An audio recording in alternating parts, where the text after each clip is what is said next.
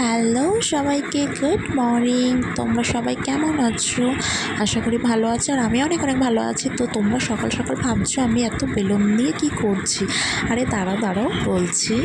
আসলে আজকে আমার দিদির ছেলের বার্থডে ছিল, তাই সকাল থেকে যে যার কাজে ব্যস্ত। এদিকে বাবা মা আমাকে সাহায্য করছিল একটু ঘর সাজানোতে। ওইদিকে সোনু মানে আমার দিদির ছেলে স্নান টান করে বসে পড়লো আশীর্বাদের জন্য। তো এক এক করে সবাই ওকে আশীর্বাদ করছে। আমার বাবা মা, ওর বাবা মা, দাদা দিদি সবাই মিলে। শুধু আশীর্বাদ না, তার সাথে আছে গিফটসও। আর আমিও এই ফাঁকে আশীর্বাদ সেরে ফেললাম।